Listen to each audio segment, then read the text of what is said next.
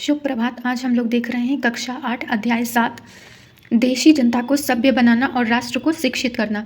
ये जो पूरा चैप्टर है ये हमारे जो देश में औपनिवेशिक शासक थे उनकी जो महत्वाकांक्षाएं थी उसकी पूर्ति के लिए जो शिक्षा को एक माध्यम बनाने के संदर्भ में ये बातें की गई हैं। तो इसमें हम लोग देखते हैं कि किस प्रकार जो है देशी जनता को, जो भारतीय हैं, उनको सभ्य बनाने के नाम पर जो है ये लोग पश्चिमी जो विचारधारा है उसको किस प्रकार इस पर आरोपित करते हैं, वही देखते हैं।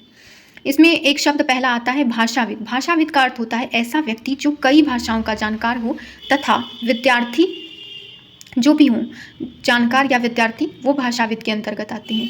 1773 ईस्वी में जो है सुप्रीम कोर्ट की स्थापना कलकत्ता में होती है। उसके पश्चात यहाँ पर 1783 ईस्वी में विलियम जोन्स नामक एक व्यक्ति आते हैं जो सुप्रीम कोर्ट के जूनियर जज के पद पर तैनात होते हैं।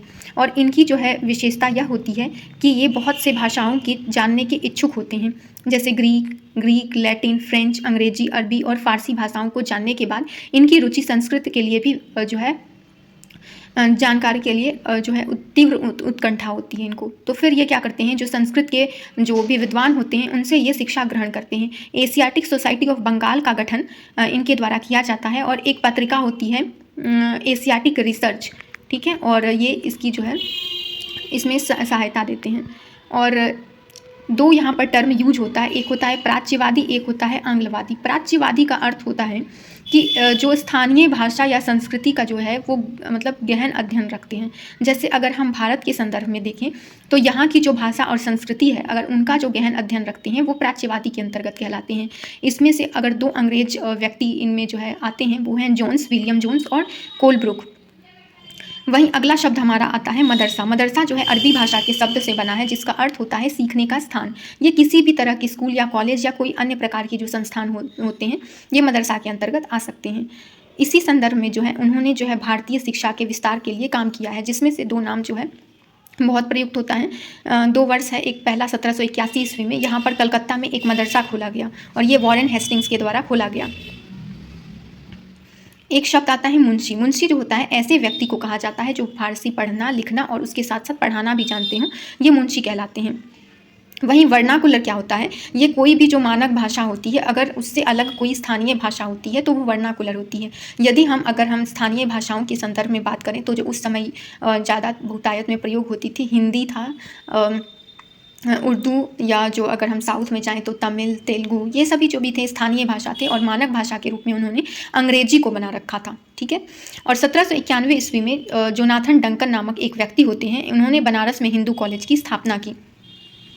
और अगर हम आगे देखें तो आंग्लवादी प्रवर्तक। आंग्लवादी का अर्थ होता है जो अंग्रेजी भाषा से जो है संबंधित होते हैं और उनको सर्वोच्चता देते हैं, जिनमें अगर दो प्रमुख नाम लिया जाए तो जेम्स मिल और थॉमस बैबिंगटन मैकाले थे। और इन लोगों ने जो है अंग्रेजी भाषा के विस्तार के लिए बहुत अधिक काम किया। मैकाले से पहले जो अगर हम देखें तो 1813 के संदर्भ में अंग्रेजी भाषा और माध्यम को जो है वरीयता देने के लिए एक चार्टर एक्ट लाया गया। 1813 के एक्ट में कहा गया कि अंग्रेजी या कोई भी जो भारतीय भाषा है उसका बिना उल्लेख किए हुए कहा कि 1 लाख रुपए जो हैं वो शिक्षा पर खर्च किए जाएंगे। लेकिन जो है इसमें माध्यम की बात नहीं किए जाने से जो है लोगों में जो है विवाद उत्पन्न होने लग गया। फलतः जो है 1823 तक इस राशि का उपयोग नहीं किया जा सका। उसके बाद जो है 1834 ईस्वी में एक जो है एक विशेष गठन किया गया, एक दल का, एक मतलब दल का, जिसमें कि इसमें बात की गई कि किसी प्रकार से जो है इस विवाद का निराकरण किया जाए। और उसकी अध्यक्षता जो है थॉमस बैबिंगटन मैकाले को दी गई। और मैकाले जो थे ये आंग्लवादी विचारधारा से प्रभावित थे, तो इन्होंने जो है अपने विचारों को इस प्रकार से रखा कि एक अच्छे यूरोपीय पुस्तकालय का केवल एक खाना जो है वो भारत और अरब के समूचे देसी साहित्य के बराबर हैं। इनकी ये विचारधारा थी। वहीं इन्होंने जो है भारतीय संस्थाओं के संदर्भ में कहा कि अपने आप शरण का शिकार होते जा रहे अंधकार के मंदिरों की संज्ञा इन्होंने दी है। तो ये जो थे मैकाले, ये 1835 में अपनी जो है बात रखते हैं एक विवरण पत्र के माध्यम से। और इनका कहना होता है कि जो भी भारतीय लोग हैं तो उनको अपने विचारों को जो है अंग्रेजी भाषा में अधिक अभिव्यक्त करना जो चाहिए। और ऐसा करने का इनका जो उद्देश्य था वो मूलतः जो था वो प्रभावित था अंग्रेजी शासन प्रणाली में जो है उनके लोगों की जो आवश्यकताएं थी, क्योंकि ये अपने मुल्क से बहुत दूर थे। तो इनकी जो आवश्यकता थी कि भारत में ऐसे व्यक्ति हों जो इनके लिए पूर्णतः जो है ईमानदार हों और इनकी विचारधाराओं से प्रभावित होकर इनके शासन प्रशासन में इनकी सहायता कर पाएँ। तो ये चाहते थे कि बाय ब्लड जो है ये इंडियन हो, लेकिन बाय थॉट जो हैं वो अंग्रेजी विचारधारा के समर्थक हों।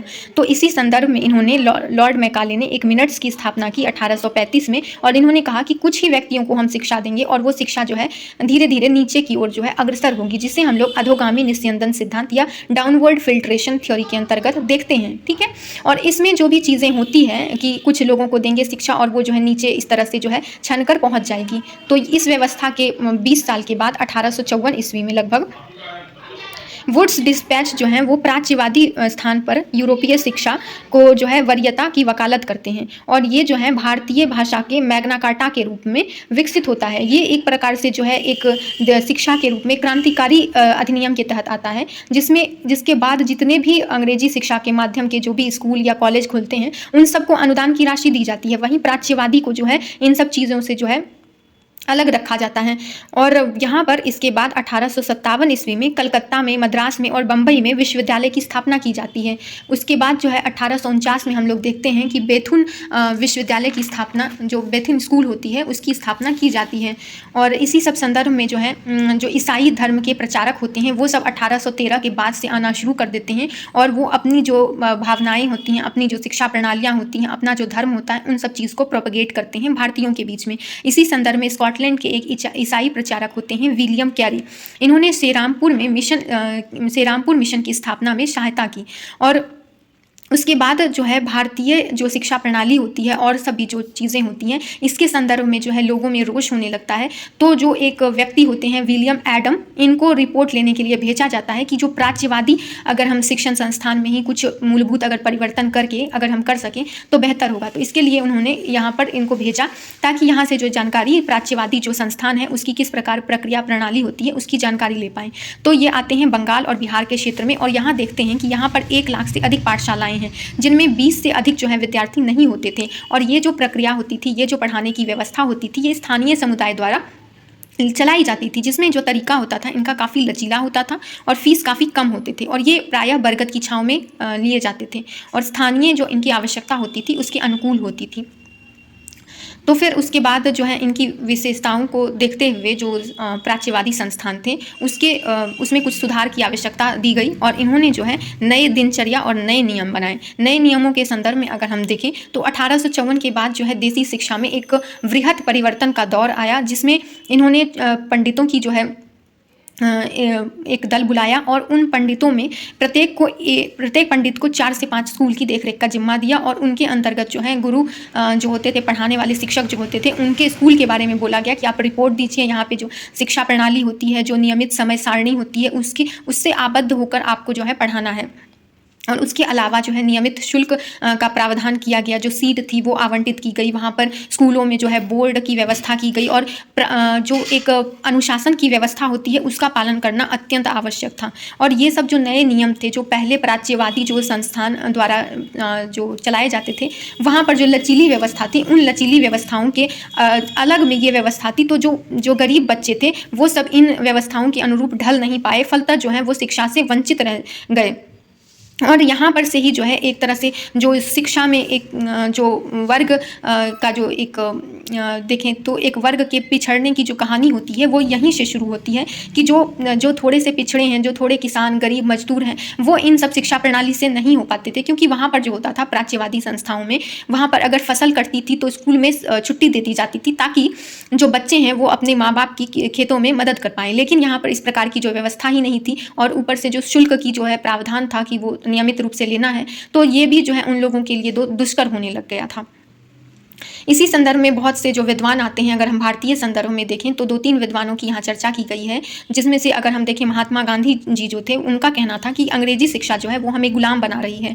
और इनका कहना था कि जो हमारी शिक्षा है, शिक्षा का अर्थ होता है कि बालक के देह, मस्तिष्क और जो भावनाएं हैं वो पर्याप्त रूप से विकसित हों, उनमें श्रेष्ठ तत्वों का समावेश हो। लेकिन ये छवि जो है एक तरह से बंद कमरों में जो आप दे रहे हैं, ये शिक्षा का कहीं से कहीं तक जो है कोई मतलब नहीं बनता है। वहीं अगर हम अरविंदो घोष की बात करें तो ये 15 जनवरी 1908 ईस्वी में मुंबई के एक भाषण में इन्होंने शिक्षा के अर्थ को जो है रेखांकित करते हुए इन्होंने कहा कि राष्ट्रीयता का भाव जागृत करना, और इसके साथ साथ इन्होंने कहा कि मातृभाषा में अगर शिक्षा दी जाए तो वो बच्चों की समझ में अधिक आती है। इसके साथ साथ जो है वैज्ञानिक आविष्कारों को भी इन्होंने महत्व दिया और कहा कि जो कुछ अच्छी चीज़ें हैं उससे हम अपने शिक्षा में समावेश कर सकते हैं। वहीं शांति निकेतन की जो अवधारणा है वो रविंद्रनाथ टैगोर जी के द्वारा दी गई, और इनका जो कहना था कि जो हमारी शिक्षा व्यवस्था है उसमें ही अगर कुछ मूलभूत परिवर्तन अगर आवश्यकता है तो कर दी जाए। और एक जो आपने जो अंग्रेजों के द्वारा जो दी गई थी कि एक नए दिनचर्या के अनुसार या कोई एक जो नया नियम में बांध दिया किसी स्कूल के अंतर्गत नियम रूप से जो सारणी के आबद्ध होकर जो अगर पढ़ाई की जाती है तो वो कहीं से बच्चों की रचना धर्मिता जो है प्रभावित होती है। वो स्वच्छंद होकर पढ़ाई नहीं कर सकते हैं, वो सीख नहीं सकते हैं कुछ भी, उनके अंदर वही थोपी गई बातें जो है वो केवल विकसित हो सकती हैं। तो इस संदर्भ में इन्होंने शांति निकेतन की जो अवधारणा है इसको एक स्कूल के रूप में विकसित की, और यहाँ पर इन्होंने बच्चों की जो उनकी रुचि है उसके अनुसार कला, संगीत, नृत्य, विज्ञान और प्रौद्योगिकी की शिक्षा पर जोर दिया। और इनका मानना था कि जो बच्चे जैसा चाहें उस अनुकूल जो है उनका अध्ययन अध्यापन हो, ऐसा ना हो कि जो हम सभी जनों को जो है एक जैसी ही शिक्षा दें। इस संदर्भ में बहुत से जो है विद्वानों का मानना जो था, वो भारतीय अगर विद्वान हैं तो वो टैगोर की तरह सोचते थे कि जो है अपने ही बच्चों पर कुछ भी चीज़ें थोपी ना जाए। ये विलियम जोन्स हैं जो फारसी भाषा सीख रहे हैं। यहाँ पे इन्होंने जो है मूर्ति के माध्यम से, ये विक्टोरिया मेमोरियल में अभी भी जो कलकत्ता में है वहाँ पर इस फोटो को दिखाया गया है, जिसमें उन्होंने वॉरेन हेस्टिंग्स स्वयं को सर्वश्रेष्ठ रूप से घोषित करते हुए ऊंचे पायदान पर रखकर, और जो नीचे में है मुंशी और एक पंडित रहते हैं तो उनको यहाँ पर नीचा दिखाया है, मतलब उसमें दिखाने की कोशिश की है कि ये सर्वोत्कृष्ट भावना से वो हैं। और ये 19वीं सदी में जो है बम्बई विश्वविद्यालय जब 1857 की क्रांति हो रही थी उस समय जो ये खोला गया था, ये श्रीरामपुर स्कूल है, कॉलेज है सॉरी। और ये जो ग्रामीण प्राच्यवादी जो भी विचारधाराएँ थी और जो स्कूल थे उसके संदर्भ में यहाँ पर दिखाया गया है कि बच्चे किस प्रकार पढ़ते थे। यहाँ पे जो है महात्मा गांधी रविंद्रनाथ टैगोर के साथ जो है शांति निकेतन में वहाँ पर बैठे जो है दिखाई देते हैं। और ये कोयम्बटूर की एक बालिका विद्यालय की जो है फ़ोटो है, उसमें राष्ट्रीय शिक्षा सबके महत्व को यहाँ पे बताया गया है, और ये टैगोर जी का जो है शांति निकेतन है। तो इस प्रकार ये हमारा चैप्टर समाप्त होता है। धन्यवाद।